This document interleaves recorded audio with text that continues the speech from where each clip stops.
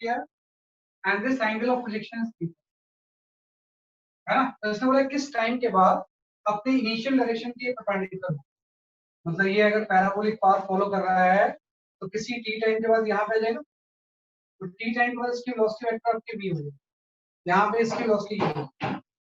तो T time के बाद इनिशियल डायरेक्शन ऑफ मोशन आपकी ये है और अब ये ऐसे मूव कर रहा है, तो ये परपेंडिकुलर होना चाहिए। ये क्वेश्चन है भाई, इस तरह से बैंड होता जाएगा, किस टाइम के बाद अपनी इनिशियल डायरेक्शन के क्या होगा, वैसे आपका परपेंडिकुलर होगा।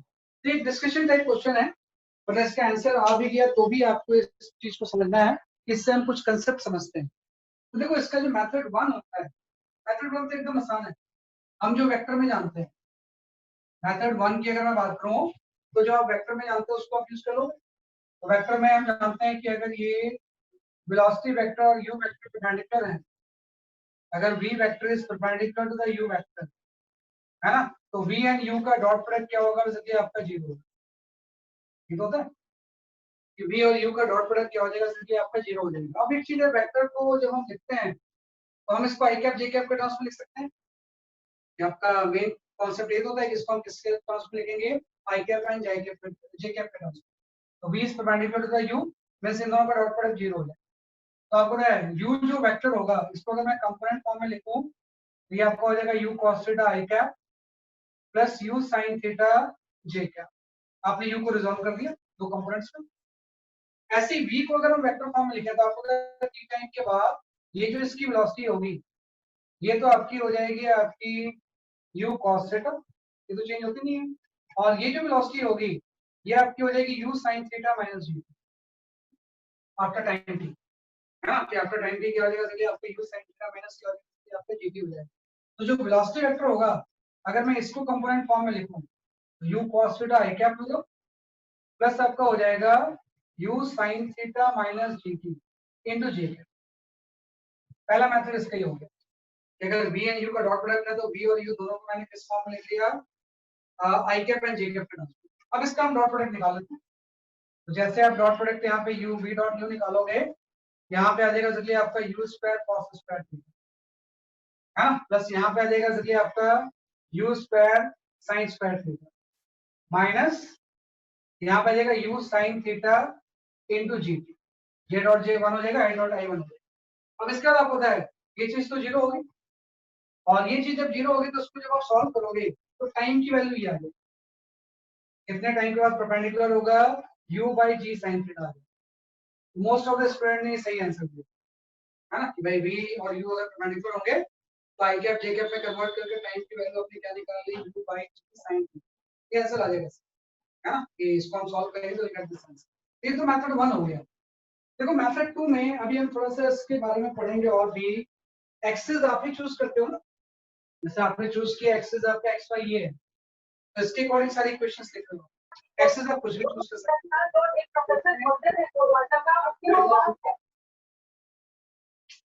हम आ जाते हैं मेथड 2 में। तो जो आपका मेथड 2 होगा इसमें हम थोड़ा सा एक्सेस चेंज करेंगे। मेथड 2 में मैं क्या बोलता हूँ कि इसी क्वेश्चन को अगर मुझे सॉल्व करना है, 3 मेथड्स इसके हम डिस्कस करते हैं एज अ थ्योरी। तो यहाँ पे आपने u से इसको प्रोजेक्ट किया और ये एंगल थीटा, और आपने बोला कि किसी t टाइम के बाद यहाँ पे जब इसकी वेलोसिटी वेक्टर v हो जाएगी तो v और u परपेंडिकुलर होंगे, ऐसा v एंड u क्या होंगे, जैसे आपके परपेंडिकुलर, है ना, ये u की डायरेक्शन होगी। तो हम क्या करते हैं ना, इसमें हम एक्सेस चेंज कर लेंगे, है ना। यहाँ पे एक बड़ा कंसेप्ट यूज होता है कि एक्सेस आप अपनी कन्वीनियंट के अकॉर्डिंग चूज करते हैं। यहाँ पे हम चेंज ऑफ एक्सेस की बात करते हैं, है ना। तो इसमें जब आप एक्सेस चेंज करोगे तो हम क्या करते हैं, इसको ऑरिजिन ले लेते हैं, इसको मैंने एक्सेस ले लिया और ये मेरा वाई एक्सेस, ये बीच में एंगल लाइन के लिए भाई जहाँ पे ये दोनों डायरेक्शन इंटरसेक्ट कर रही है उसको मैंने ऑरिजिन ले लिया, ये एक्स एक्सिस हो गया, ये वाई एक्सिस हो गया। और जो इक्वेशन ऑफ काइनेटिक्स है अब मैं इस एक्सिस के अलोंग लगाता हूं, है ना, कि इक्वेशन ऑफ काइनेटिक्स जो मैं इस एक्सिस के अलोंग लगाता हूं। तो मैं ऐसा लिखूंगा कि अगर मैं ये लिखूं vx equal to ux plus ax into t, means first equation of kinetics along the x axis, और x एक्सिस आपका ये अब नहीं है ना, ये वाला x एक्सिस नहीं है, बल्कि x एक्सिस जो है वो आपका ये है, इसके अकॉर्डिंग लगा रहे हैं। तो आपको पता है कि आपने इसको प्रोजेक्ट किया फाइनल एक्स एक्सिस के अलोंग वेलोसिटी तो 0 हो जाएगी, क्योंकि फाइनली तो ये वाई एक्सिस के अलोंग आ गया। कोई भी चीज अगर फाइनली वाई एक्सिस के अलोंग है तो उसका एक्स कंपोनेंट क्या होता है 0। तो after T time x axis के अलोंग वेलोसिटी हम क्या पुट कर देंगे 0, तो वी एक्स 0 आ गया। What is U X, U ही है, लेकिन एक्स आपने इस तरफ लिया है, यू उसके अपोजिट है, यहाँ पे माइनस यू आ गया। अब ए एक्स का थोड़ा ध्यान रखना पड़ेगा, क्योंकि ए एक्स जो है वैसे जब भी कोई चीज फ्री फॉल स्टेट में होती है तो उस पे जी लगता है, तो आपके इस एक्स के अकॉर्डिंग जी का कंपोनेंट 0 है इसके, और इसके अलोंग कंपोनेंट क्या माइनस जी। फिर अब तो आपने एक्सेस चेंज कर दिया ना, और एक्सेस अगर चेंज कर दिया है तो आप इस जी को रिजॉल्व कर, भाई जी की डायरेक्शन ये है ना, और ये एंगल अगर थीटा है तो यहाँ पे ये वाला एंगल थीटा है ना, कि अगर ये थीटा है तो 90 माइनस थीटा होगा, ये आगे थीटा होगा। तो जी के दो कंपोनेंट आ जाएंगे, ये आपका जी का कंपोनेंट आ जाएगा जी cos थीटा, और ये वाला जो कंपोनेंट होगा ये क्या हो जाएगा जबकि आपका जी sin थीटा। दो कंपोनेंट ले लिया g cos theta and g sin theta. तो अब थोड़ा ध्यान दो, एक्स एक्सिस के अलोंग जी का कंपोनेंट आ तो रहा है जी sin थीटा, जो आपने एक्स चूज किए है उसके अकॉर्डिंग जी का कंपोनेंट क्या है जी sin थीटा है, वाई एक्सिस के अलोंग जी cos थीटा है ना। तो आप सिंपल सा हम यहाँ पे लिखेंगे कि ax की वैल्यू क्या होगी जी sin थीटा होगी इनटू टाइम।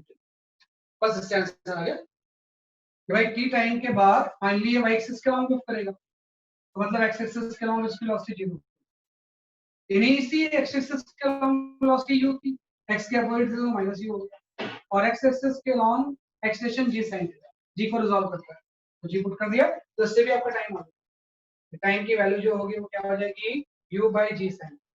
दोनों सही है, ये भाई ये भी मेथड सही है कि भाई टी टाइम के बाद ये इनिशियल वेलोसिटी वेक्टर अपना i कैप j कैप के टर्म्स में लिखिए, final velocity vector i cap j cap के टर्म्स में, अगर दोनों परपेंडिकुलर हैं तो दोनों का डॉट प्रोडक्ट 0 होगा। आपने एक्सेस चेंज की और ये इक्वेशन एक्स एक्सिस के अलोंग लगा, इससे भी टाइम वही आ गया। एक इसका थर्ड मेथड और भी इंटरेस्टिंग, वो मेथड मुझे सबसे अच्छा लगता है, उसमें कुछ करना ही नहीं है, वही चीज है जो आपने फर्स्ट मेथड में यूज किया, उसमें आई कैप जे कैप का हम कंसेप्ट क्यों लाते हैं, उसके बिना ही कर लेते हैं, है ना, बिना रिजॉल्व किए हम सॉल्व कर लेते हैं।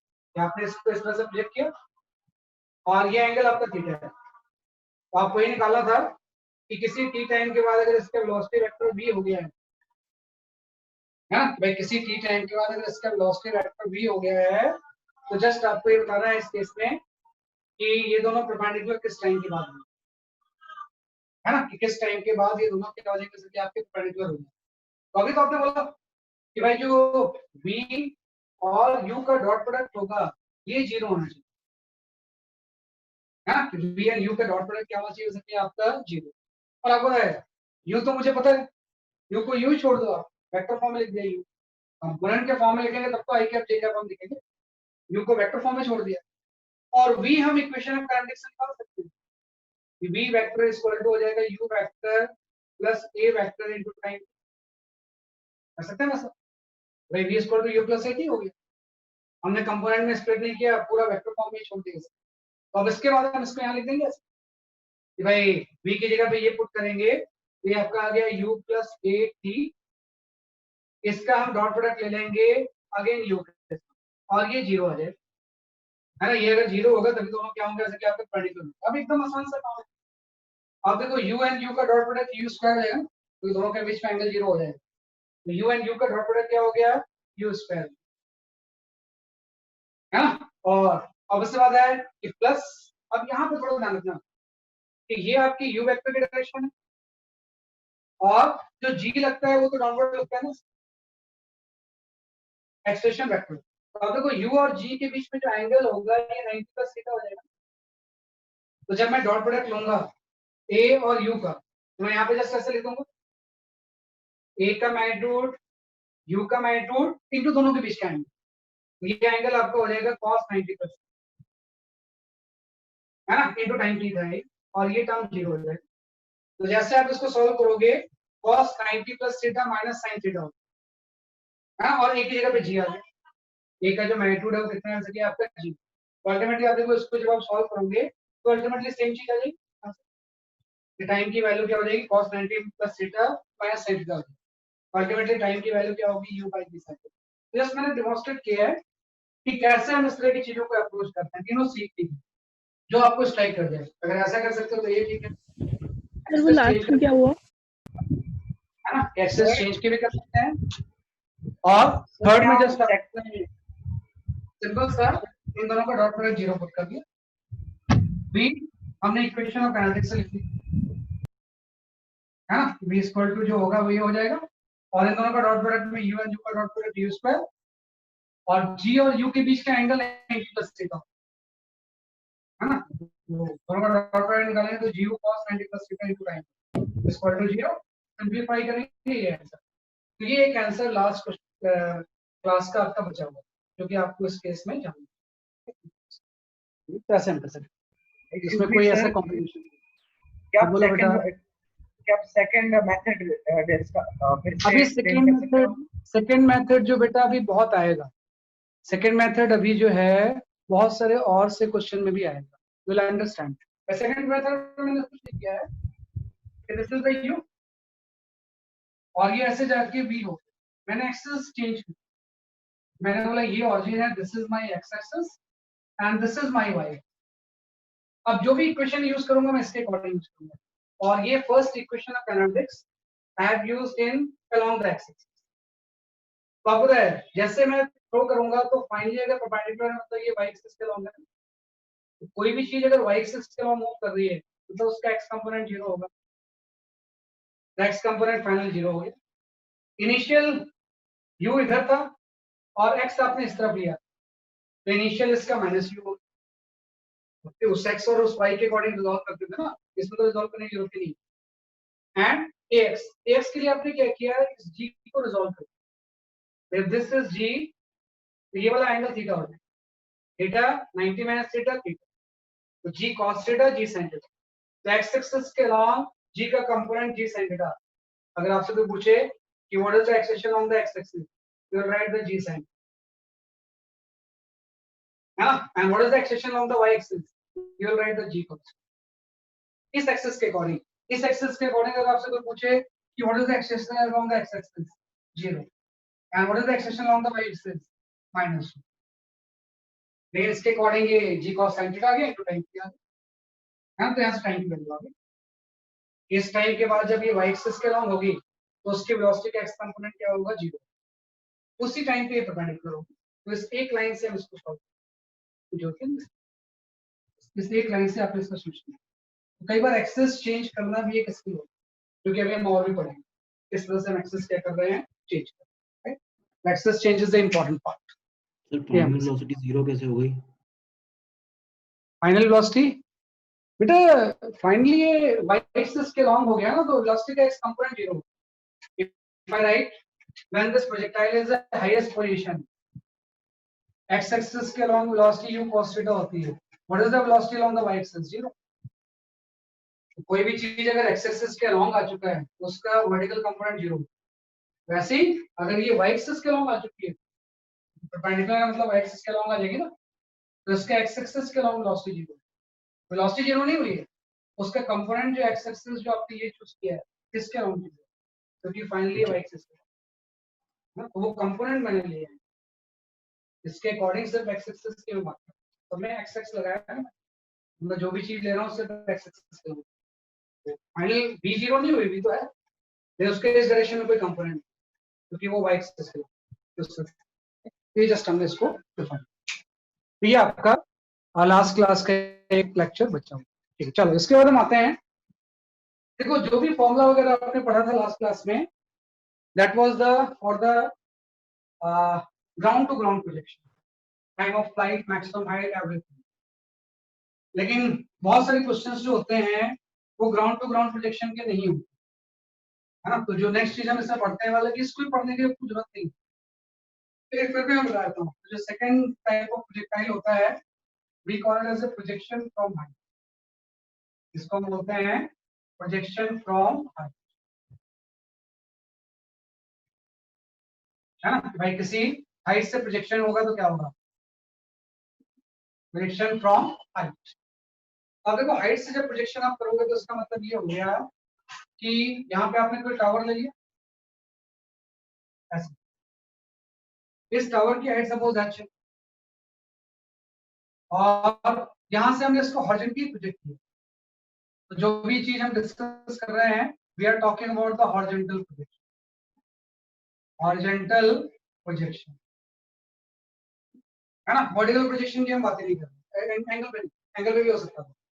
तो यहाँ से हमने हॉरिजॉन्टली प्रोजेक्ट किया यू से, तो आपका इसका पाथ पैराबोलिक हो जाएगा और ये जाके ग्राउंड में स्ट्राइक करेगा।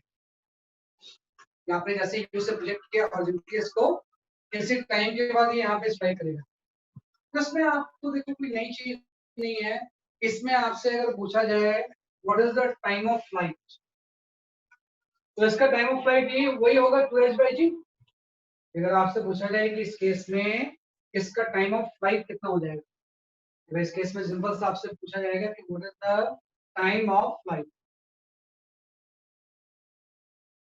What is the time of flight T, है ना। तो आपको टाइम ऑफ फ्लाइट निकालने के लिए मैं ये यूज करूँ sy equal to u by t plus half a by t square, equation of kinetics along the axis. तो वर्टिकल डिस्प्लेसमेंट तो माइनस h होगी, इनिशियल वर्टिकल वेलोसिटी 0 है ना। यहाँ पे अगर इनिशियल वर्टिकल वेलोसिटी क्या हो जाएगा, 0 हो जाएगा, क्योंकि हॉरिजॉन्टल है ना। तो मतलब किसी चीज को हम रेस्ट से छोड़ें तो ये सीधे से आएगा, और किसी चीज को अगर हम हॉरिजॉन्टल प्रोजेक्ट करें ये ऐसे फॉलो अप करेगा। दोनों का टाइम ऑफ फ्लाइट सेम है, क्योंकि रेस्ट से छोड़ेंगे तो u 0 होगा, अगर हॉरिजॉन्टल प्रोजेक्ट करेंगे तो u by 0 होगा। तो रेस्ट से छोड़ना और हॉरिजॉन्टल प्रोजेक्शन प्रोजेक्ट करना टाइम ऑफ फ्लाइट के टर्म्स में दोनों क्या होता है, सेम। यहाँ से u by 0 है ना, ay की वैल्यू आपको बताइए कि जब तक ये फ्लाइट में होगा तो -g होगा into t स्क्वायर। तो यहाँ से टाइम ऑफ फ्लाइट की वैल्यू, टाइम ऑफ फ्लाइट की वैल्यू हो जाएगी √2h/g। जब भी हम रेस्ट से छोड़ते हैं तो उसका भी टाइम ऑफ फ्लाइट क्या होता है, जैसे कि आपका √2h/g होता है। वही चीज है, किसी चीज को आप रेस्ट से छोड़ो तो जितने टाइम में ग्राउंड को स्ट्राइक करेंगे, हॉरिजॉन्टल प्रोजेक्ट करेंगे तो भी जो टाइम ऑफ फ्लाइट क्या होगा, जैसे कि आपका सेम है, क्योंकि हॉरिजॉन्टल प्रोजेक्ट करेंगे तो वर्टिकल वेलोसिटी तो 0 ही है, टाइम ऑफ फ्लाइट आ गया। सेकंड में आपसे पूछा जाएगा कि इसका हॉरिजॉन्टल रेंज कितना होगा। तो आपको बोला जैसे ही एयर में होगा अब इसकी u कांस्टेंट हो जाएगी, क्योंकि g तो वर्टिकल है ना, तो u तो चेंज होगी, है ना, क्योंकि g इस केस में क्या है, जैसे कि आपका वर्टिकल, तो u सेम रहेगा। तो अगर मैं इसमें हॉरिजॉन्टल रेंज निकालूं तो हॉरिजॉन्टल रेंज सिंपल सही हो जाएगी। इस केस में अगर हम डिस्कस करें कि what is the horizontal 2/√2h/g। हाँ, हॉरिजॉन्टल रेंज की जो वैल्यू होगी वो आपका u into time of flight हो जाएगा, horizontal velocity into time of flight, ये आपका हो जाएगा u√2h।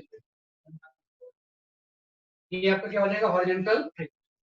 आपसे पूछा जाएगा कि जब ये ग्राउंड पे स्ट्राइक करेगा तो यहाँ पे इसकी स्पीड क्या होगी। तो हॉरिजॉन्टल वेलोसिटी तो u होगी, वर्टिकल वेलोसिटी भी गेन कर लेगा, और वो वर्टिकल वेलोसिटी हो जाएगी gt, क्योंकि इनिशियल वेलोसिटी तो 0 थी ना y एक्सिस पे, तो हॉरिजॉन्टल वेलोसिटी तो कांस्टेंट है, वो चेंज होने नहीं है। g की वजह से t टाइम में वर्टिकल वेलोसिटी कितनी गेन कर लेगा, g, ये इसकी वर्टिकल वेलोसिटी होगी। g को आप किससे मल्टीप्लाई कर दोगे, t से। तो इसका जो रिजल्टेंट होगा, है ना, ये चीज आपकी gt होगी। तो इन दोनों का जो रिजल्टेंट होगा, है ना, वही आपकी इसकी टोटल स्पीड हो जाएगी ना। इसका वेक्टर सम निकाल लेंगे, हॉरिजॉन्टल वेलोसिटी तो चेंज हो नहीं रही है, तो u और gt का रिजल्टेंट इसकी स्पीड हो जाएगी। यहाँ पे थर्ड आ जाएगा कि स्पीड विथ व्हिच वो नीचे क्या लिखा है, जी? g into time of flight, g into time of flight. भाई g को किससे मल्टीप्लाई कर देंगे, टाइम ऑफ फ्लाइट, तो वर्टिकल वेलोसिटी आ जाएगी। यहाँ से आ जाएगा speed with which it strike the ground, it strike ground. भाई कितनी स्पीड से ग्राउंड को स्ट्राइक करेगी, तो स्पीड इसकी आपकी अंडर रूट आ जाएगी u square plus g into t का होल स्क्वायर, है ना। टाइम ऑफ फ्लाइट हम जानते हैं, यहाँ पे कर देंगे तो इतने स्पीड से वो ग्राउंड को क्या करेगा, स्ट्राइक। और जब ये ग्राउंड को स्ट्राइक करेगा तो ये किसी एंगल पे कर रहा होगा, थीटा। ये कितने एंगल पे करेगा वो भी निकाल सकते हैं, ये थीटा एंगल सिमिलर होगा इस एंगल थीटा। तो इसमें अगर हम tan थीटा लिखें तो परपेंडिकुलर में बेस हो जाएगा, यहाँ से जो tan थीटा होगा परपेंडिकुलर बाय बेस, तो परपेंडिकुलर तो g into time of flight है और बेस आपका g है। तो थीटा की वैल्यू आती है tan inverse g into capital T। कितने एंगल पे स्ट्राइक करेगा, तो ये इतने टाइम में स्ट्राइक करेगा, इतना हॉरिजॉन्टल रेंज होगा, इतनी स्पीड से स्ट्राइक करेगा और इतने एंगल पे करेगा। इस तरह से किसी एंगल पे करेगा, उस एंगल की वैल्यू क्या हो जाएगी, ये आपको। इसका हम इक्वेशन ऑफ ट्रैजेक्टरी भी लिख सकते हैं कि भाई ये जो पॉथ फॉलो करेगा इसका इक्वेशन क्या होगा। तो इक्वेशन के लिए आपको एक्सेस पहले डिफाइन करो। ये आपका एक्स एक्सिस है और ये आपका वाई एक्सिस और यहाँ पे ऑरिजिन। इसके अकॉर्डिंग इसका इक्वेशन ऑफ ट्रैजेक्टरी क्या है। भाई किसी टी टाइम में अगर यहाँ पे आ गया ये, what is the equation of trajectory. अब अगर टी टाइम के बाद भी इसका जो हॉरिजॉन्टल एक्स होगा, अगर इसके कोऑर्डिनेट एक्स एंड वाई है, तो इसका जो हॉरिजॉन्टल एक्स होगा वो आपका u इंटू टाइम टी हो जाएगा।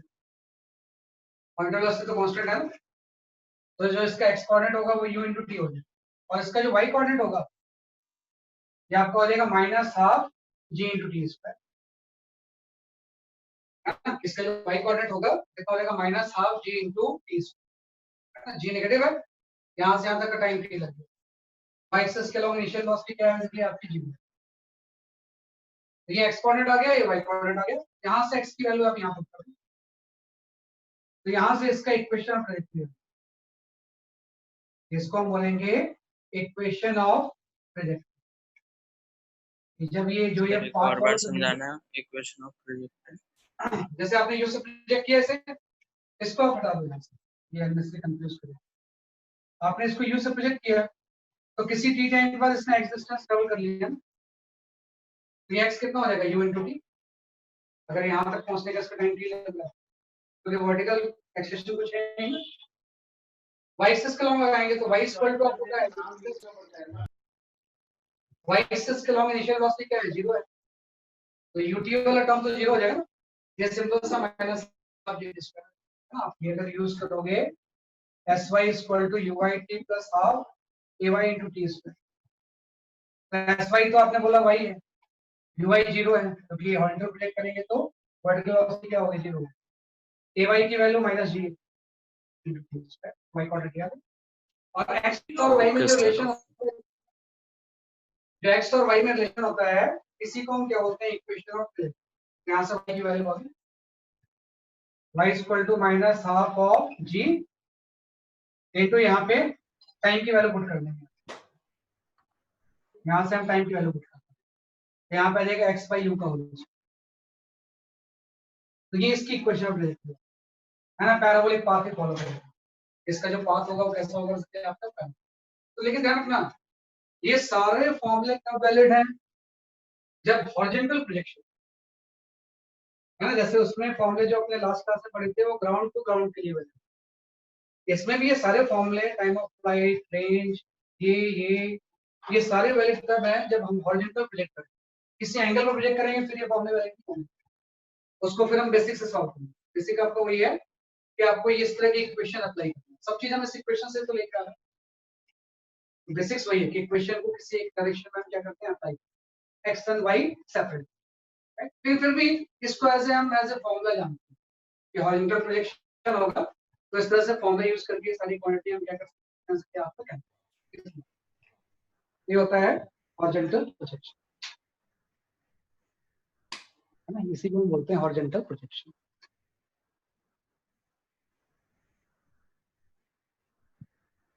और ये वाई नेगेटिव इसलिए आ रहा है क्योंकि ये नीचे की तरफ है, जब सारी वैल्यूज हम पुट करेंगे एक्स वगैरह तो नेगेटिव भी आ जाएगा, क्योंकि ऑरिजिन से नीचे इसका वाई, इसलिए वो नेगेटिव लिखा है इस तरह से। Equation of trajectory horizontal projection के will take up few questions. हाँ सही है अनामिका, आप सही बोल रहे हो, ठीक बता रहे। चलो, तो I will take 2 questions of based on the horizontal projection, उसके बाद फिर आगे बढ़ते हैं।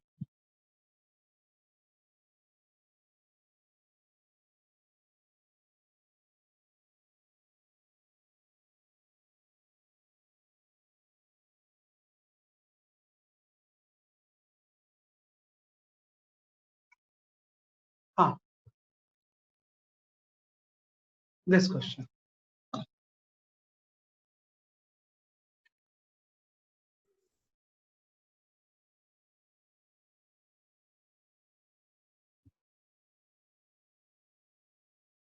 हाँ अभी बताता हूँ बेटा इक्वेशन ऑफ ट्रेजेक्टरी कैसे है। I will explain. Let's solve this question.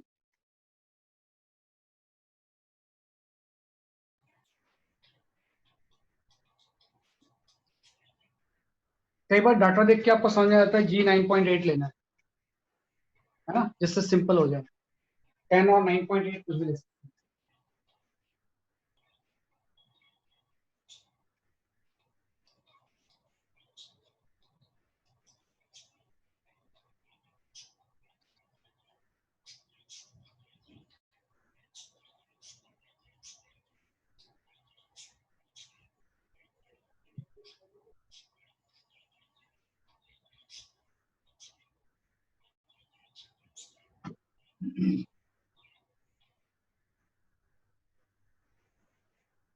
हाँ अनुरोध सही आपका आंसर।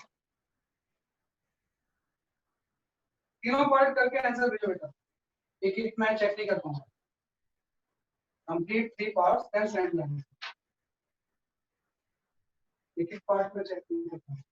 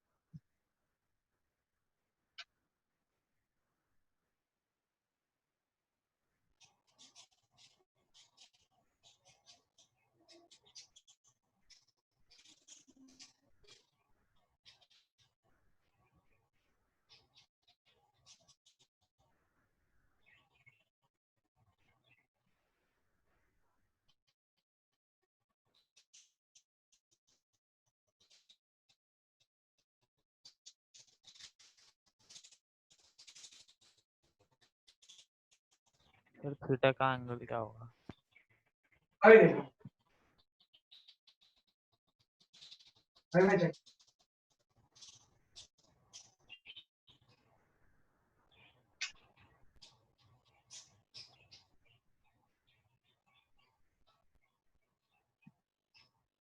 फिर उसके बाद प्रोजेक्टाइल ऑन इंक्लाइन प्लेन पढ़ेंगे।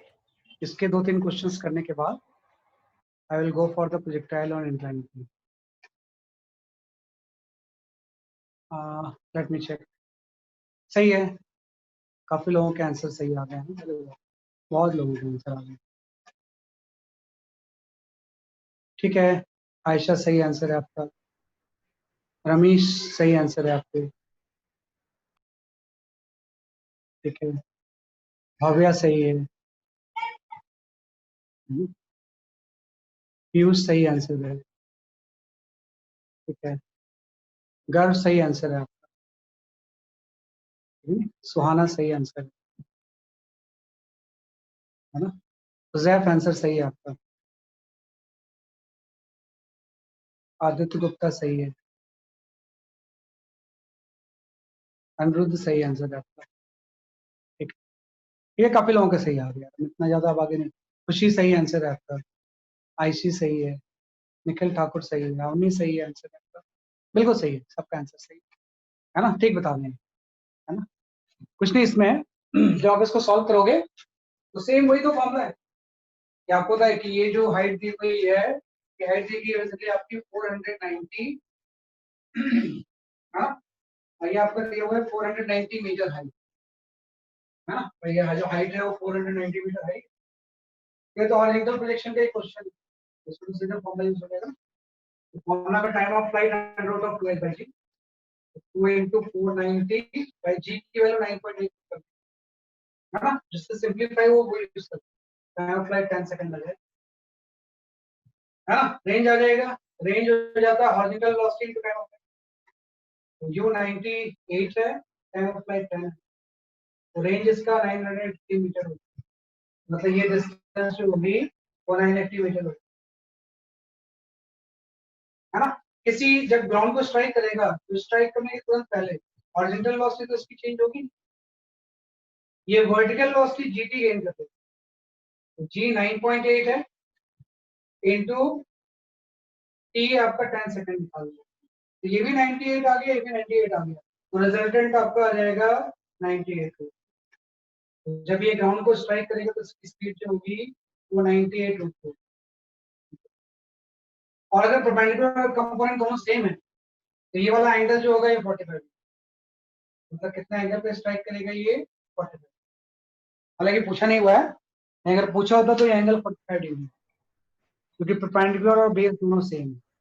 आयुष सही है आपका आंसर 10 98 98 रूट 2, और एंगल पूछा होता तो एंगल कितना हो जाता है बेसिकली आपका 45, है ना, ये सही। हाँ वो भी करेंगे, अभी करते हैं एंगल फ्रॉम सर हाइट, 45 कैसे?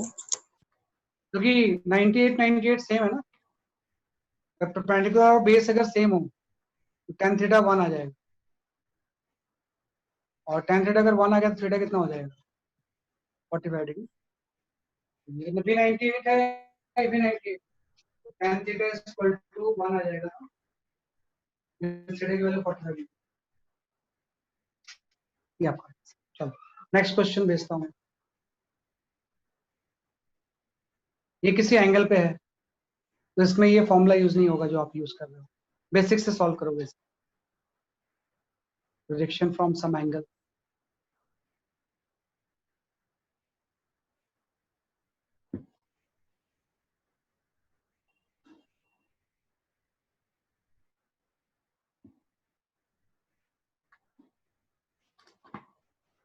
हाँ you can go for question.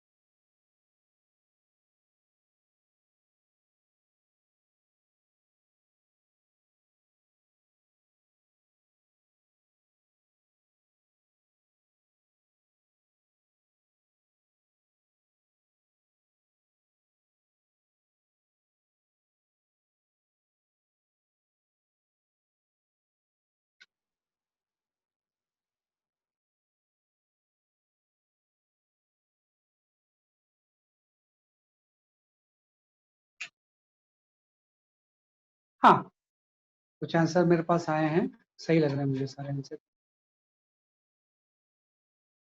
Bhavya सही आंसर है आपका, बाकी कोई आंसर मुझे सही नहीं लगा। एक ही आंसर सही है भव्या का, भव्या जैना, प्रोनाउंस सही कर रहा हूँ मैं, भव्या जैना। Yes, sir.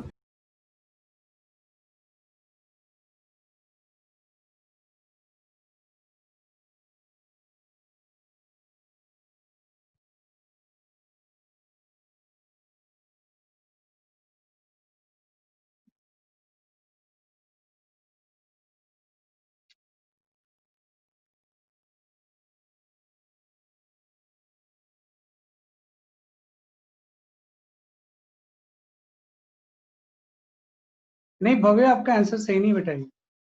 सर मैंने अपनी मिस्टेक रियलाइज कर ली। हाँ हाँ आंसर सही नहीं है, मुझे एक्चुअली गुस्सा आ गया। थर्ड आपका आंसर सही है, एंड आदित्य गुप्ता आपका आंसर सही है। गर्व अग्रवाल साइंस में चेक करो तो आपका भी आंसर सही है। हाँ ठीक है, फेयर इनफ, आईसी सही है। आप साइन कन्वेंशन को लेकर ज्यादा पर्टिकुलर हो गया लगता है। नहीं कई बार मिस्टेक करते हैं ना आदमी, तो पर्टिकुलर बहुत ज्यादा हो जाता है, सही बात है ना। कई बार कुछ गलती हो जाती है ना उसमें, तो कुछ पर्टिकुलर, सही बात है भव्य, अब आपका आंसर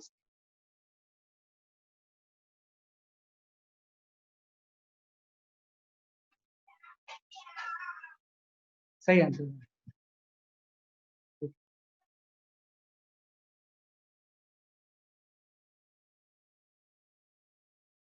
हाँ रमेश, सही आंसर है आपका।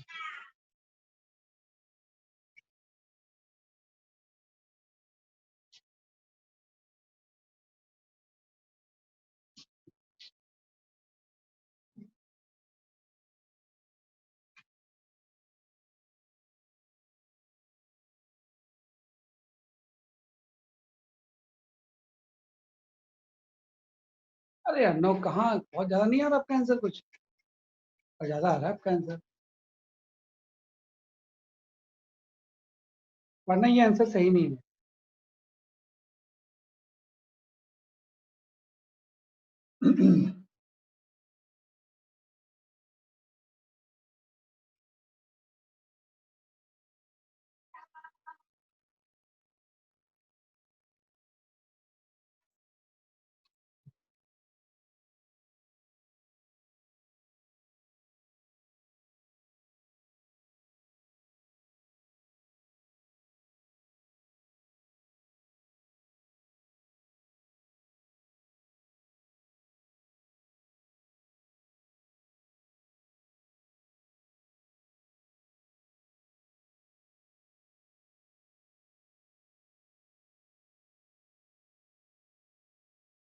हाँ कुछ आंसर आया, लेकिन मुझे अभी तक सही आंसर दिख नहीं रहा, इससे बोल नहीं रहा हूँ।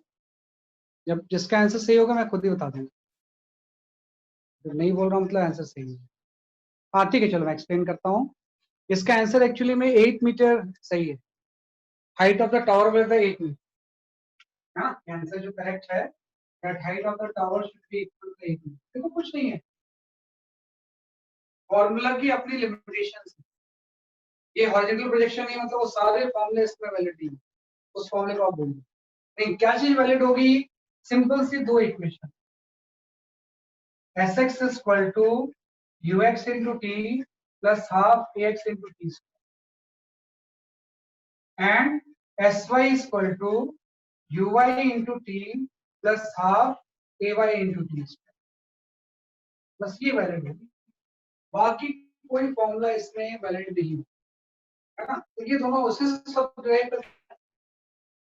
तो आपको एक्स वाई एक्सेस चूज कर लो, सपोज मैंने ये चूज कर लिया एक्स एक्सेस, जो पहला एक्सेस चूज करना पड़ेगा, और ये वाई एक्सेस, और ये मेरा ऑरिजिन है।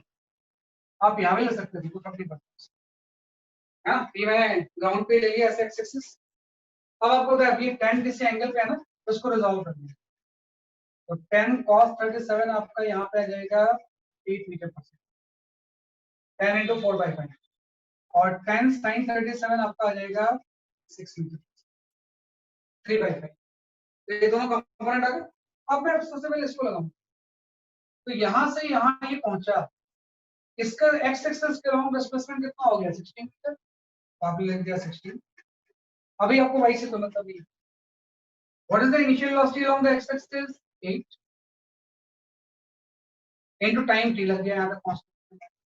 इसको ग्राउंड तक स्ट्राइक करने में टाइम कितना लग गया t, क्योंकि अब टाइम ऑफ फ्लाइट का फॉर्मूला वैल्यू into t लग गया, प्लस ये पूरा टर्म जीरो हो जाएगा, क्योंकि जब तक ये एयर में होगा तो इसमें g तो वर्टिकल होगी, g अगर वर्टिकल होगी तो x एक्सिस के अलॉन्ग x की वैल्यू क्या हो जाएगी। तो यहाँ से टाइम इसका आ गया, इसका जो टाइम लगेगा ग्राउंड तक स्ट्राइक करने में, ये आपका 2 सेकंड है, तो इसका टाइम ऑफ फ्लाइट 2 सेकंड आता है। अब हम y एक्सिस के लॉन्ग लगा लेते हैं, तो y एक्सिस के लॉन्ग जब मैं लगाऊंगा ऐसे, तो y एक्सिस के लॉन्ग इसका डिस्प्लेसमेंट यही तो हो गया है। तो अगर टावर की हाइट h है, तो y एक्सिस के लॉन्ग इसका डिस्प्लेसमेंट जो होगा वो माइनस h हो जाएगा, तो डिस्प्लेसमेंट नेगेटिव है। What is the uy 6, time तो वही होगा जो निकाला आपने, है ना, plus what is the ay -10 into 2 square, एकदम प्रॉपर साइन के साथ यूज कर रहे हैं। अगर यहाँ से नीचे है तो ऊपर से नीचे आया तो डिस्प्लेसमेंट नेगेटिव है, इनिशियल वेलोसिटी तो पॉजिटिव थी, जी तो हमेशा नेगेटिव होती है, तो उसको सॉल्व करो। तो यहाँ से जो h की वैल्यू आ जाएगी वो 8 मीटर। हाइट आपका टावर क्या होगा, जैसे कि आपका 8 मीटर। तो अब तक प्रोजेक्टाइल में अगर आपको कुछ भी नहीं पता है, तो आप नहीं जानते कि ग्राउंड टू ग्राउंड क्या होता है, प्रोजेक्शन ये क्या होता है, कोई फॉर्मूला नहीं पता है, जरूरत ही नहीं है। आप इसी दोनों फॉर्मूले को यूज करो, x axis y axis. Axis choose करके x और y कलम सेपरेटली लिखते हैं, तो किसी भी नेचर के क्वेश्चंस को हम क्या कर सकते हैं, सॉल्व। ये ज्यादा इंपॉर्टेंट है कि जिस तरह से हमने इसको यूज किया, उसको ठीक से यूज करोगे तो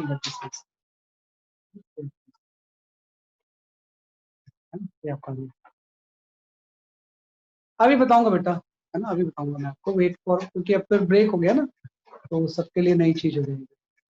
आप एक बार मॉड्यूल में चेक करना, you will get this derivation, तो उससे वेरीफाई करना है तो मैं बता दूंगा आपको। मॉडल में दिया हुआ है कि किस तरह से हम इसको इक्वेशन ट्रैजेक्टरी लेके आते हैं। चलो एक next question.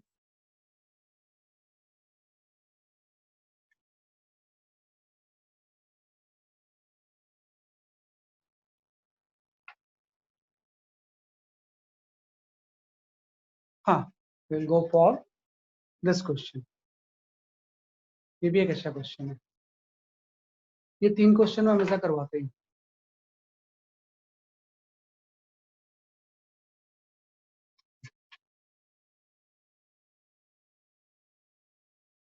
Elastically means no energy change, energy में कोई चेंज नहीं है।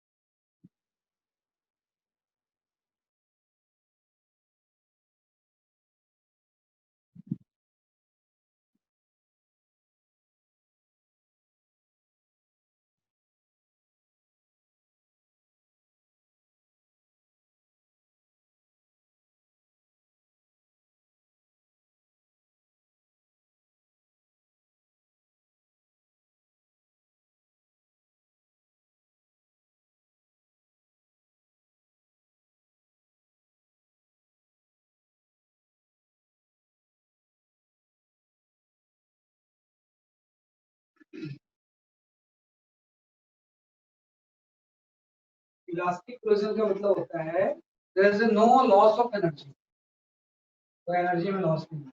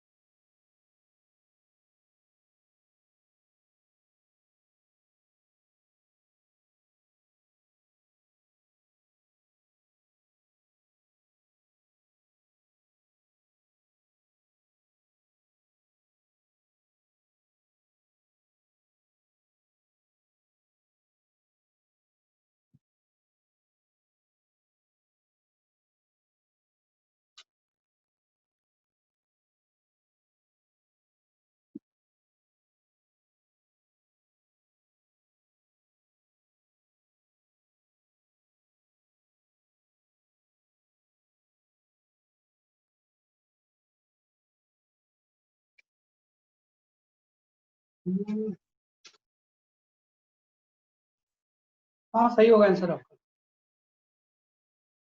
रमेश सही आंसर है आपका, बाकी तो कोई आंसर नहीं आ रहा है।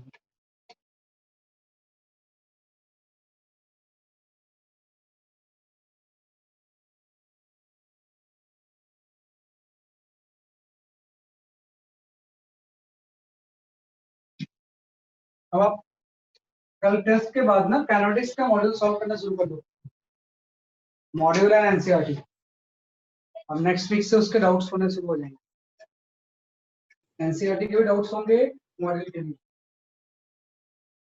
एक दिन में प्योरली एनसीईआरटी के डाउट्स होंगे, अब तक जो भी चैप्टर सबमिट आने के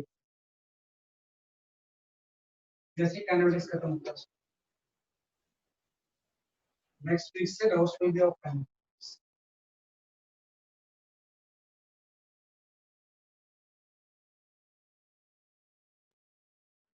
एक्सक्यूज मी सर, हाँ बोलो बेटा।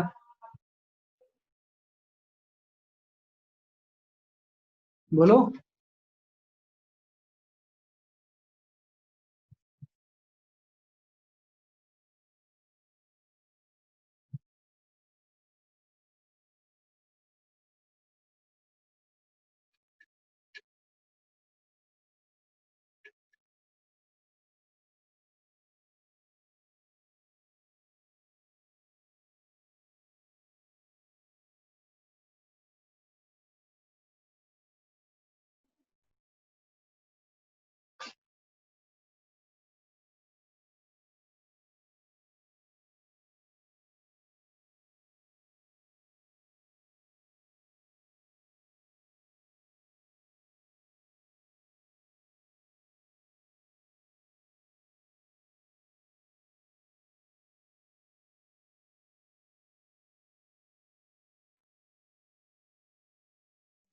Sir, board is not clear. क्या हो गया, क्या बोल रहे हो, क्या बोलते हो यार, फिर चुप हो जाते हो।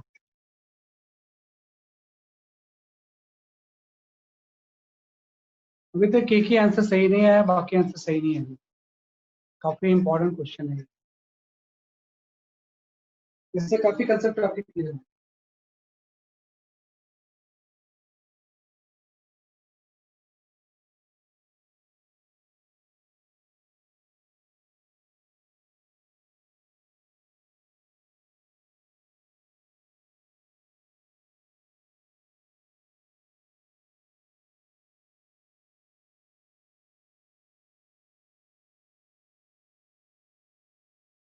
हाँ सही। रमेश आपके आंसर में थोड़ा सा गड़बड़ है, ठीक से चेक करो। आप निकाल तो सही रहे हो, लेकिन कहाँ से निकाल रहे हो सही है। आदित्य आपका आंसर सही है, आदित्य और आंसर इज करेक्ट। वॉल से जो आपने डिस्टेंस बताई है वो सही है,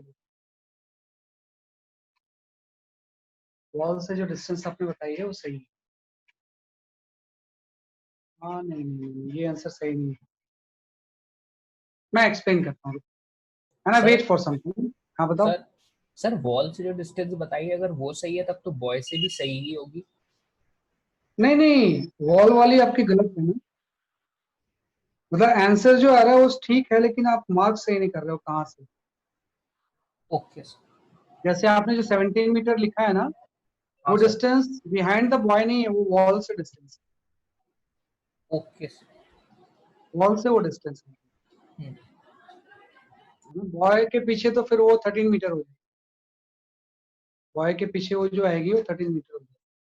चलो मैं एक्सप्लेन करता हूँ, सब लोग एकदम ध्यान से इस क्वेश्चन को देखना, क्योंकि ऐसे क्वेश्चन जब भी आएंगे आपको कैसे अटेम्प्ट करना है आपको आना चाहिए, है ना। देखो इसमें ऐसा है, इस क्वेश्चन को जब आप सॉल्व करोगे तो सिचुएशन क्या दी थी ध्यान रखना कि यहाँ पे एक इस तरह से दीवार है, वॉल, और आपकी आवाज नहीं आ रही सर। किसी बॉल को प्लेस करता है 45 डिग्री एंगल पे इतनी हाइट से, और ऐसे ये जाके बॉल ऐसे स्ट्राइक करती है, मतलब यहाँ पे अगर ये V से स्ट्राइक कर रही है तो स्ट्राइक करके जब रिबाउंड होगी तो पे बंद कर दो। इलास्टिक कोलिजन का मतलब ये है कि जब भी ये वॉल से स्ट्राइक कर रही है, अगर कोलिजन के पहले इसने स्पीड v से स्ट्राइक किया है तो ये रिवर्स हो जाएगी, डायरेक्शन चेंज हो जाएगी, लेकिन स्पीड इसकी v रहेगी, स्पीड में कोई चेंज नहीं है। और स्पीड में अगर कोई चेंज नहीं आएगा तो जाके इस तरह से इसके पीछे ड्रॉप होगा। तो आपसे पूछा था कि कहाँ पे ये बॉल, सर वो 1.05 से है सर, यहाँ पे सर 1.08 लिखा है। अच्छा यस सर 1.0 10 सही। तो इसने पूछा कि एक्स डिस्टेंस कितनी है, ये वॉल से कितने डिस्टेंस पीछे बॉल क्या होगी स्थिति आपकी ड्रॉप है ना। तो अब देखो ना ये कोलिजन इलास्टिक है ना, तो यहाँ पे थोड़ा सा हम एक लॉजिक यूज करते हैं कि अगर ये वॉल नहीं होती तो ये पाथ फॉलो करता ही ऐसे जाके, है ना। अगर यहाँ पे वॉल नहीं होती तो पूरा इसी हाइट से आपने क्लिक किया, जाके इस तरह से ग्राउंड में स्ट्राइक करता। पाथ देखो ये दोनों पाथ जो इसके होंगे ना, वॉल के पीछे जो ये पाथ फॉलो करता और अभी एक्चुअली जो पाथ फॉलो कर रहा है दोनों आइडेंटिकल, एनर्जी में तो कोई चेंज आ ही नहीं रहा ना। तो जैसे ये आगे जाता अब रिबाउंड होके वैसे ही क्या होगा, वैसे आपका वापस है। और अब उसे बताएं कि इस पूरे प्रोसेस में वर्टिकल वेलोसिटी तो चेंज होनी चाहिए, है ना। वर्टिकल वेलोसिटी जो होगी कोलिजन के पहले जितनी होगी बाद में भी उतनी होगी, मतलब डायरेक्शन चेंज हो रहा है ना, मैग्नीट्यूड चेंज हो रहा है। तो अगर वर्टिकल वेलोसिटी चेंज नहीं हो रही है तो इसका टाइम सेम होगा। तो जितने टाइम में अगर ये वॉल नहीं होती, जितने टाइम में जाके यहाँ पे स्ट्राइक करता था, रिबाउंड होके भी उसको इतने टाइम। तो सबसे पहले तो हम टाइम निकाल लेते कि भाई अगर ये वॉल नहीं होती तो कितने टाइम में जाके ग्राउंड को स्ट्राइक करना। और टाइम के लिए हमेशा हम ये इक्वेशन यूज करते हैं, sy = uyt + ½ ayt। पहले तो लॉजिक समझना, तो लॉजिक ये है कि जैसा पाथ इसका आगे होता है वॉल के वैसे पीछे होगा, क्योंकि एनर्जी में कोई चेंज नहीं आ रहा है, इलास्टिक कोलिजन। और थोड़ा ध्यान दो, यहाँ से ये ग्राउंड पे पहुंच गया तो इसका डिस्प्लेसमेंट वर्टिकल इतनी तो हुआ और इनिशियल हाइट से नीचे हुआ, तो y से इसके लॉन्ग डिस्प्लेसमेंट हो जाएगा 1.0। What is the uy, resolve कर दो, ये दोनों 10 ही हो जाएंगे, 10 cos 45 10 sin 45, है ना। तो वर्टिकल वेलोसिटी 10 है, तो 10 आ गया। आपको टाइम निकालना है कितने टाइम में जाके ग्राउंड को टच करेगा। फ्लाइट में कहीं भी जाए, वापस आए, इधर से जाए, जी लग गई, तो यहाँ पे आ गया -½ × 10 × 3। तो यहाँ टोटल टाइम आ जाए, इसको जाके वापस रिबाउंड आने का टाइम कितना है। तो जब इस इक्वेशन को सॉल्व करोगे ना तो आपका टाइम की वैल्यू ये आ जाएगी 2.1 सेकंड आ जाएगी, आप चेक कर लेंगे। तो जब सॉल्व करोगे तो टाइम की वैल्यू कितनी आएगी, 2.1 सेकंड। और ये जो टाइम टोटल है ये टोटल टाइम है ना, कि आपने टोटल टाइम निकाल लिया है कि भाई जाके वहां पे स्ट्राइक करने और वापस आने में पूरा टाइम जो लगेगा वो 2.1 सेकंड, है ना। टाइम जो होगा क्या होगा इसके लिए आपका 2.1 सेकंड। ये आपने निकाल लिया कि भाई इस तरह से जाके पूरे टाइम में वापस आने में इसको जो टाइम लगेगा वो 2.1 सेकंड है। अब हम यहाँ पे वो टाइम निकाल लेते हैं जितने टाइम में वॉल को स्ट्राइक करेगा, time taken to strike wall, wall को कोलाइड करने में इसको कितना टाइम, कितने टाइम में जाके वॉल को स्ट्राइक करेगा। तो इसके लिए मैं जस्ट ये क्वेश्चन ले लेता हूं, sx = ux × t + ½ ax × t²। तो जब तक ये वॉल को स्ट्राइक करेगा हॉरिजॉन्टल डिस्प्लेसमेंट तो 4 मीटर हो जाएगा, ux 10 है, टाइम t ले निकालना है, ये वाला पूरा टर्म 0 हो जाएगा क्योंकि x एक्सिस के तो कोई एक्सेस नहीं।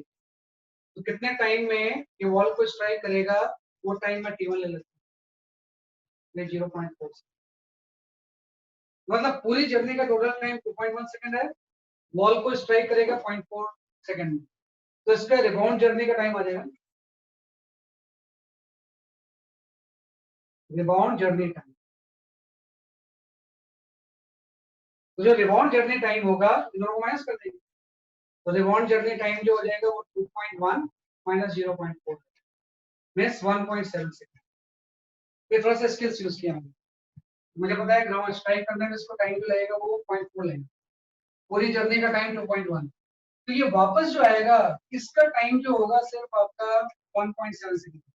अब थोड़ा सा ध्यान दो कोलिजन से क्या हो रहा है, अब जब ये यहाँ पे स्ट्राइक करेगा तो इसकी कुछ वी हो जाएगी, अलग हो सकती है,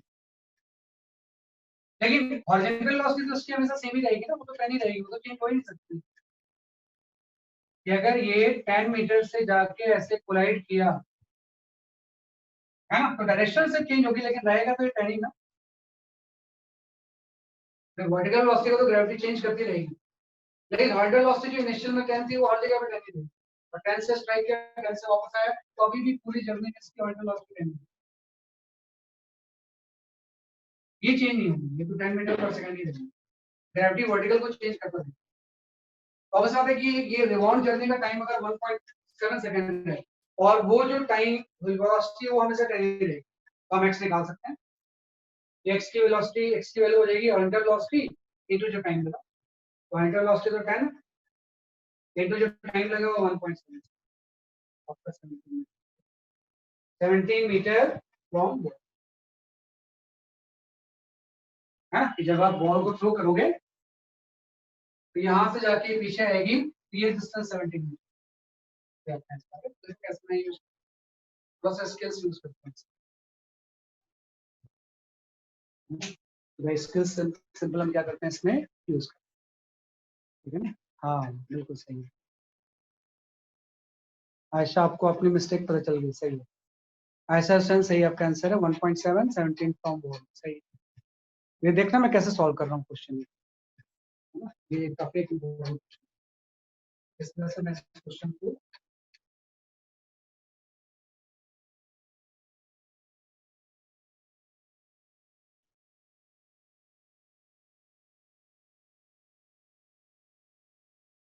मैं बार बार ये इक्वेशन लिखूंगा नहीं, मैं प्लीज कह रहा हूँ, अदरवाइज जब x एक्सिस के लॉन्ग होगा ना तो x एक्सिस के long x equal to ut होता है, इसका मतलब सिंपल से x इक्वल टू ut है ना। तो अगर x 4 है, u 10 है, टाइम निकल गया पॉइंट।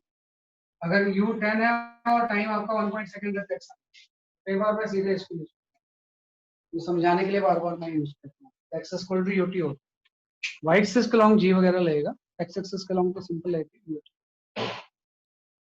अब इसके बाद हम आते हैं थ्योरेटिकल पोर्शन के ऊपर, है ना। तो ये हमने पढ़ा प्रोजेक्शन फ्रॉम हाइट, किसी हाइट से प्रोजेक्ट करते हैं, ये हमने प्रोजेक्शन फ्रॉम हाइट। इसके बाद हम आते हैं, we can talk about the projection on incline plane, है ना। वेरी सिंपल सा, हम यहाँ पे थर्ड टाइप का प्रोजेक्टाइल मोशन पढ़ते हैं, इसको हम बोलते हैं projection on incline plane. We study the projection on incline, है ना। देखो प्रोजेक्शन ऑन इंक्लाइन प्लेन भी एकदम आसान से चीज है। प्रोजेक्शन ऑन इंक्लाइन प्लेन का मतलब हो गया, अभी मैं पढ़ रहा हूँ अपवर्ड प्रोजेक्शन, अपवर्ड प्रोजेक्शन, है ना। तो इस तरह से कोई इंक्लाइन प्लेन है और इस इंक्लाइन प्लेन का ये एंगल अल्फा है, और यहां से हम किसी स्टोन को प्रोजेक्ट करते हैं किसी यू स्पीड से, और इसका हॉरिजॉन्टल से एंगल सपोज है, ये आपका इस तरह से जाएगा और ये इसकी जर्नी कंप्लीट है, इस तरह से जाएगा और ये इसकी जर्नी क्या होगी, आपकी कंप्लीट होगी, यहाँ जाके इंक्लाइन प्लेन को स्ट्राइक कर देंगे। तो अगर कोई अलग चीज थोड़ी है, अगर ये इससे स्ट्राइक नहीं करता तो ये नॉर्मल प्रोजेक्टाइल ऐसे फ्लो कर लेता। तो आपने इसको थीटा का प्रोजेक्ट किया है, बीच में इंक्लाइन प्लेन आ गया, अगर ये इंक्लाइन प्लेन नहीं होता तो जैसे जाता तो वैसे चला जाता, लेकिन आपने मोशन को यहीं पे रोक दिया, इसके आगे का मोशन हम बात नहीं। तो इस केस में भी आपको निकालना होता है कि what is the time of flight, इसकी वैसे इसकी जरूरत नहीं, टाइम ऑफ फ्लाइट हम निकाल लेते हैं, और हम निकाल लेते हैं इसका रेंज, कितना टाइम लगेगा, और इस इंक्लाइन प्लेन के अलॉन्ग इसका रेंज कितना, दो चीज। हाँ देखो टाइम ऑफ फ्लाइट निकालने के लिए क्या करूंगा ना, अगर मुझे टाइम ऑफ फ्लाइट निकालनी है तो टाइम ऑफ फ्लाइट निकालने के लिए मैं बोलूंगा ये मेरा एक्स एक्सिस, मैं भी चूज कर सकता हूँ, मैं इंक्लाइन प्लेन के अलॉन्ग मैंने एक्स एक्सिस ले लिया और ये एक्सिस मैंने वाई एक्सिस ले लिया, जैसे अभी आपने उस क्वेश्चन में एक्सेस चेंज किया, तो इंक्लाइन प्लेन के अलॉन्ग एक्स एक्सिस और ये वाई एक्सिस। और अगर मुझे टाइम ऑफ फ्लाइट निकालना है तो मैं ये इक्वेशन लिख लूं, sy is equal to uy/t plus half ay/t। Time के लिए नॉर्मली हम ये यूज करते हैं, वाई एक्सिस के अलॉन्ग ये। तो देखो जहां से आपने प्रोजेक्ट किया था वहां पे y 0 था, और जब पूरी जर्नी कंप्लीट करनी है ट्राई करेगा तो भी y 0, मतलब पूरी जर्नी के लिए displacement along the y axis 0। uy आपको पता है ये पूरा एंगल थीटा है, ये एंगल अल्फा है, ये बीच वाला एंगल थीटा माइनस अल्फा। तो u का इसके अलॉन्ग जो कंपोनेंट होगा वो u cos theta minus alpha हो जाएगा, और u का इसके अलॉन्ग जो कंपोनेंट होगा u sin थीटा माइनस। हाँ, तो u along the y axis हो गया सर y 0 क्यों हुआ? बेटा, ये ऑरिजिन है ना, यहाँ का y कोऑर्डिनेट कितना है 0 है ना, y कोऑर्डिनेट ऑरिजिन में 0 होता है। हाँ और x एक्सिस पे y कोऑर्डिनेट क्या होता है 0। 0 ही तो होता है। यहाँ पे जब स्ट्राइक करेगा तो फाइनल y भी 0, मतलब 0 से 0 पे पहुंच गया ना, तो displacement along the y axis 0। भाई x एक्सिस के along तो मूव किया ये, y एक्सिस का कोई डिस्प्लेसमेंट नहीं। यहाँ पे आ गया u sin theta minus alpha into time of flight. अब ए वाई प्रॉब्लम है कि आपने एक्सिस चेंज कर दिया ना, तो जी को रिजॉल्व करना। जी वैसे तो वर्टिकल होता है, लेकिन हम बोलेंगे ये वाला जो एंगल होगा ये थीटा हो जाएगा, अल्फा हो जाएगा। इधर ये एंगल अल्फा है तो इसका परपेंडिकुलर के बीच में एंगल अल्फा होता है, ये एंगल हो जाएगा ये हो जाएगा जी कॉस अल्फा, और ये हो जाएगा जी साइन। हाँ, तो u sine theta into t plus half minus g cos alpha. y axis के अलॉन्ग g का कंपोनेंट g cos अल्फा है, माइनस इसके आ रहा है जो क्या होगा इनटू टी स्क्वायर। तो जो आपने एक्सिस चेंज किया था ना, इस y के अलॉन्ग आपने इक्वेशन लिखी है, ये 0 b आएगा तो थीटा माइनस अल्फा ही होगा, और g को रिजॉल्व करना, x के अलॉन्ग तो g sin थीटा आ गया, y के अलॉन्ग g cos अल्फा आ गया। तो यहां से आपके पास टाइम ऑफ फ्लाइट का फॉर्मूला है। टाइम ऑफ फ्लाइट का जो फॉर्मूला रहेगा वो ये है, u sin theta minus alpha by g cos alpha. तो इंक्लाइन प्लेन पे ये टाइम ऑफ फ्लाइट का formula. Theta is the angle from the horizontal, alpha is the angle of the incline. तो ये फॉर्मूला हमने ड्राइव किया, this is the time of flight जब हम अपवर्ड प्रोजेक्ट कर रहे हैं, नीचे से बाद में ऊपर से नीचे भी आएगा, नीचे से ऊपर प्रोजेक्ट करेंगे तो ये टाइम ऑफ फ्लाइट। अब आता है रेंज कितना है, तो रेंज के लिए थोड़ा सा मैं अच्छी स्किल यूज करता हूँ। रेंज के लिए बहुत एक अच्छा स्किल इसमें हम यूज करेंगे, जो मैंने शुरू में आपको बताया था कि भाई ये कोई अलग चीज थोड़ी है। नॉर्मल प्रोजेक्टाइल के पाथ में इंक्लाइन प्लेन आता है, नॉर्मल प्रोजेक्टाइल के पाथ में क्या गया जैसे कि आपका इंक्लाइन, आप ऐसा सिंपल से देखिए ये इंक्लाइन प्लेन है और यहां से आपने ऐसे प्रोजेक्ट, ये पूरा एंगल थीटा है और ये एंगल अल्फा। तो आपको निकालना ये डिस्टेंस तो निकालना, ये वाला डिस्टेंस कितनी होगी आप, ये रेंज हो जाएगा। तो आप देखो थोड़ा सा ध्यान दो कि अगर मैं ये कंसीडर करूं कि इसके अलॉन्ग वेलोसिटी का कंपोनेंट कितना हो जाएगा, इंक्लाइन प्लेन के अलॉन्ग तो थीटा माइनस अल्फा होगा, लेकिन इस डायरेक्शन में कंपोनेंट निकालना, ये तो u cos थीटा हो जाएगा। और मैंने बोला यहाँ से यहाँ तक पहुंचने में इसको टाइम लग रहा है, कैपिटल टी लग रहा है, वो आप निकाल चुके हो टाइम। अगर मैं आपसे बोलूं कि इस टाइम में ये वाले डिस्टेंस x कितना ट्रेवल करे, हम इजीली निकाल सकते हैं। x की जो वैल्यू होगी ये आपका हो जाएगा u cos थीटा, तो वेलोसिटी है, जो भी g लग रहा है वो तो वर्टिकल लग रहा है, उसका तो हॉरिजॉन्टल में कुछ आएगा नहीं, तो u cos थीटा को हम टाइम से मल्टीप्लाई करते हैं।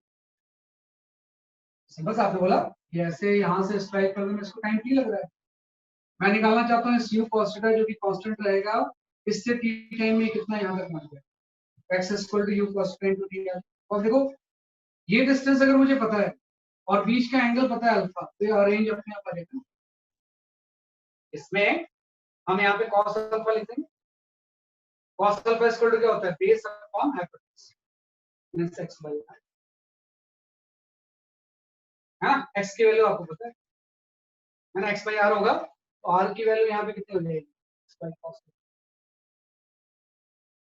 ये तो रेंज होगा, इंक्लाइन प्लेन के अलॉन्ग इसका रेंज कितना हो जाएगा, x by cos alpha, x की वैल्यू आप पुट करो, u cos theta into time of flight by cos theta. और टाइम ऑफ फ्लाइट भी हम जानते हैं, टाइम ऑफ फ्लाइट को हम पुट करते हैं, तो यहाँ से रेंज का फॉर्मूला है, इंक्लाइन प्लेन के अलॉन्ग जो रेंज होगी वो आपकी हो जाएगी 2u square sin theta minus into cos by g cos square.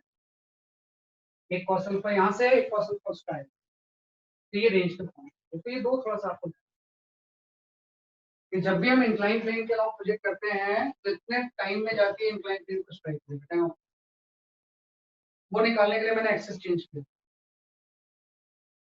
इसका इसके अलॉन्ग रेंज जो होगा वो सिंपल मैंने इससे निकाला, ये रेंज दो फॉर्मूले आप इसी से सारी चीजें आएंगी फर्दर जो है ना,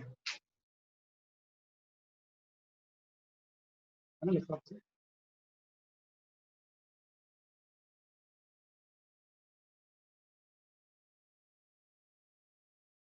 सर ये वाली एंगल अल्फा क्यों है, जो कौन सा एंगल होता है, जी के साथ? जी के साथ इसलिए अल्फा एंगल है। आपको ध्यान दो कि अगर मैं आपसे बोलूं यहाँ पे ऐसा, मैंने क्या किया ना, जी ऐसे परपेंडिकुलर बना लिया इसके ऊपर, और ये परपेंडिकुलर मैंने ऐसे बनाया इस इंक्लाइन प्लेन के परपेंडिकुलर, इंक्लाइन प्लेन के परपेंडिकुलर। तो आप देखो ये एंगल अगर अल्फा है तो ये वाला एंगल कितना हो जाएगा, अगर ये 90 है, ये अल्फा है, ये 90 है, तो ये एंगल कितना हो जाएगा, 90 माइनस अल्फा, देखा ना ऐसे, तो ये 90 माइनस अल्फा है और ये अल्फा है ना, तो ऑब्वियस सी बात है, सॉरी 90 माइनस अल्फा है, ये 90 है, तो ये वाला बीच वाला एंगल कितना होगा, अल्फा को, तो तीनों का सम तो 180 होगा।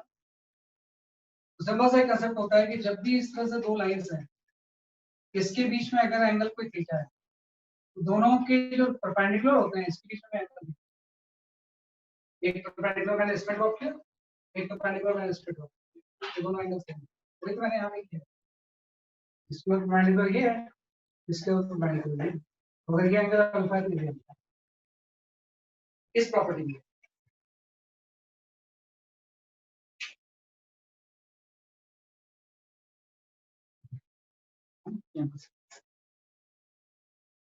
ये दो फॉर्मूले आ गए, time of flight and range on incline plane. अब यहाँ पे एक क्वेश्चन आता है कि कितने एंगल पे प्रोजेक्ट करें थीटा पे ताकि range maximum. Simple sir projectile range का एक बार फॉर्मूला फिर से बता दो कैसे। रेंज का कुछ नहीं है, ये चीज रेंज है, u का इस डायरेक्शन में कंपोनेंट u cos थीटा होगा, तो टाइम ऑफ फ्लाइट में कुछ आगे चला जाएगा ना, ये distance u cos theta into time, और Yes, यहाँ पे sir. आपने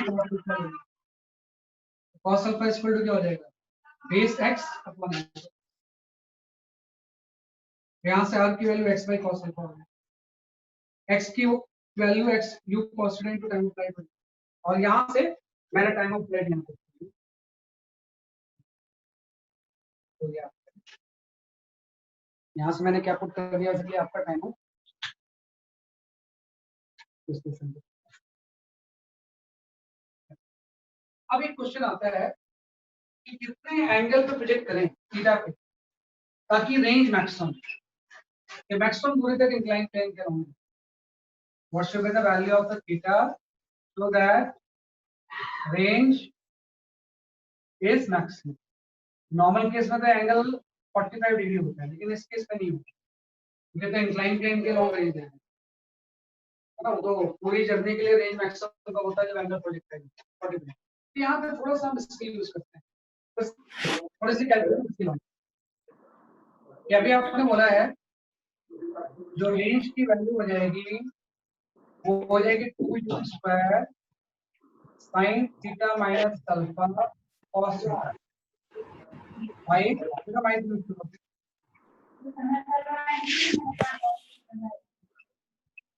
म्यूट करो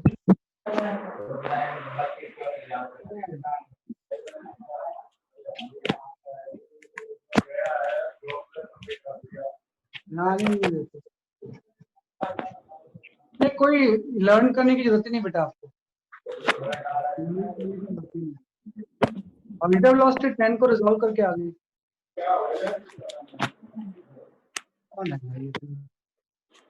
माइक म्यूट नहीं कर रहा है।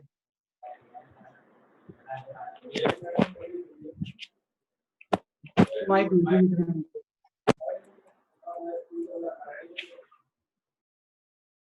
ये आप कर लीजिए। तो आपको निकालना होगा थीटा की किस वैल्यू का रेंज क्या होगा मैक्सिमम, है ना। ये निकालना होगा कि थीटा की किस वैल्यू का रेंज क्या होगा मैक्सिमम होगा। तो इसके लिए आप ध्यान रखना कि थोड़ा सा इसको ट्रिग्नोमेट्रिकली आप सिंपलीफाई करें sin c प्लस d के फॉर्म में, है ना। sin c प्लस d का फॉर्मूला यूज करके हम थोड़ा सा इसको ट्रिग्नोमेट्रिकली सिंपलीफाई करें, है ना। ये जो चीज पूरी है ना इसको मैं ऐसा लिख सकता हूँ u स्क्वायर फॉर्मूला ले लिया इनटू या फिर हो जाएगा sin 2 theta minus alpha minus यहाँ पे sin थीटा है भाई बाकी सारी सीरीज से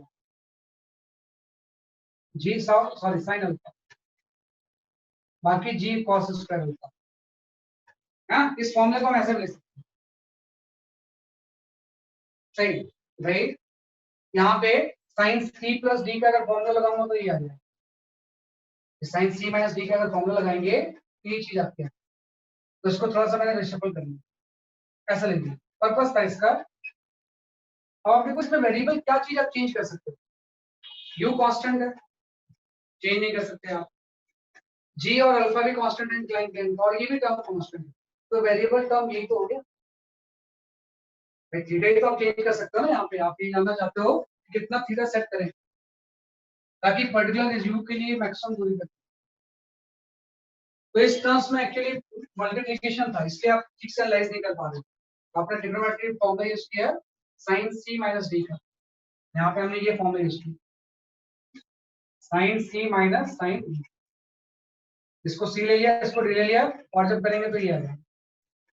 मैंने क्या किया अल्फा वाले टर्म अलग कर दिया, u कांस्टेंट है ये भी कांस्टेंट है ये भी कांस्टेंट है, तो यही चीज तो वेरिएबल है। तो आप ये तो जानना चाहते हो कि रेंज कब मैक्सिमम है, तो रेंज मैक्सिमम तब होगा जब ये चीज मैक्सिमम होगी, ये चीज मैक्सिमम होगी तभी तो रेंज मैक्सिमम होगा। और इसकी मैक्सिमम वैल्यू हम जानते हैं, कभी भी किसी भी साइन थीटा की मैक्सिमम वैल्यू क्या होती है, साइन 2 थीटा माइनस अल्फा की जो मैक्सिमम वैल्यू होगी ये 1 से ज्यादा हो ही नहीं सकता। तो जब ये टर्म 1 हो जाएगा उस टाइम रेंज मैक्सिमम हो जाएगा। और ऐसा कब होगा आपको पता है, साइन 2 थीटा माइनस अल्फा 1 होने का मतलब है कि जो 2 थीटा माइनस अल्फा है इसकी वैल्यू 5/2 मींस थीटा की जो वैल्यू होगी ये आपका हो जाएगा, है ना। इधर उधर रिशफल कर देंगे, यहाँ से थीटा की जो वैल्यू होगी, है ना, ये टर्म आ गया।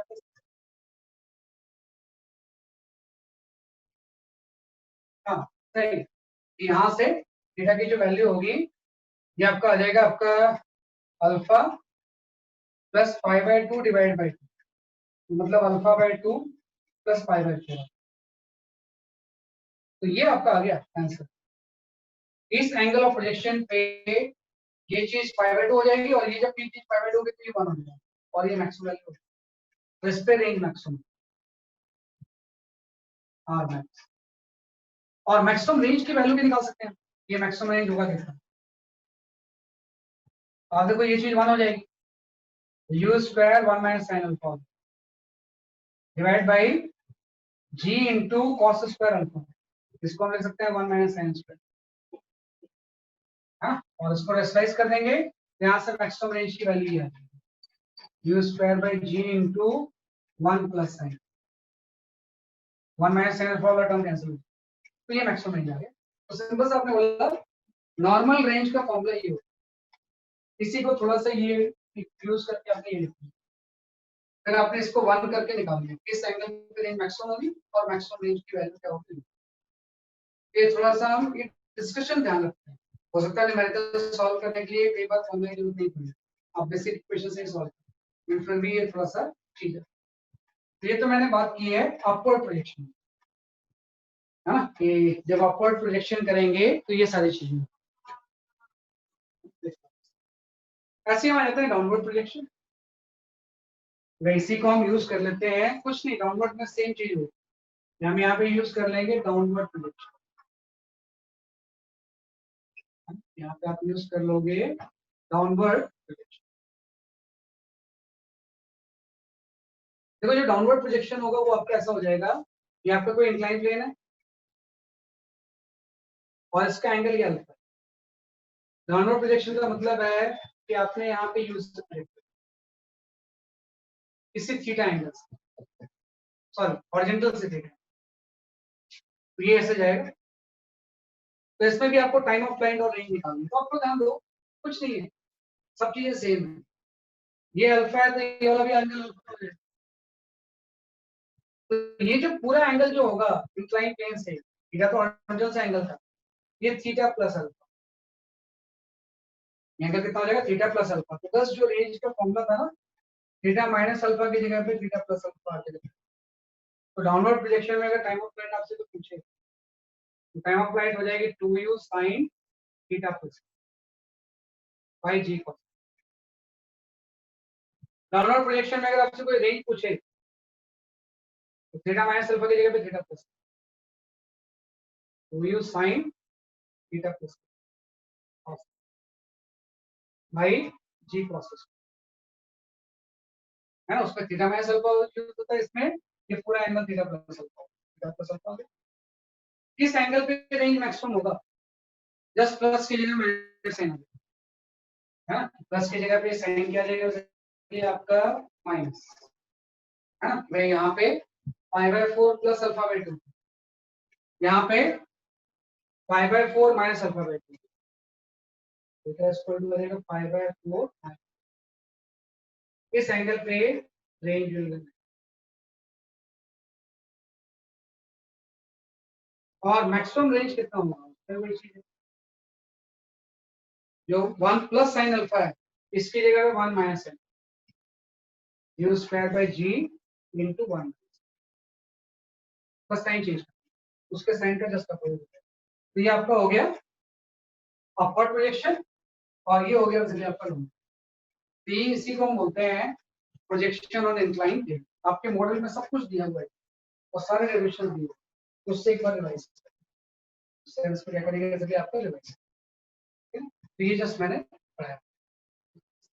तो नेक्स्ट क्लास में इसी के हाई लेवल के क्वेश्चंस की प्रैक्टिस, नेक्स्ट क्लास में कोई आगे टॉपिक की बजाय अभी हम प्रोजेक्टाइल पे स्टिक करते हैं, प्रोजेक्टाइल के आप देखोगे एक से एक क्वेश्चन, आप उसको सोच नहीं सकते कि ऐसा कुछ ना नेक्स्ट क्लास में, क्योंकि अभी तो 2 क्लास से मैं पहले पढ़ा रहा हूँ, अब हम नेक्स्ट क्लास में क्वेश्चंस पे आएंगे, है ना, बढ़िया एक्स्ट्राऑर्डिनरी स्किल वाले क्वेश्चंस।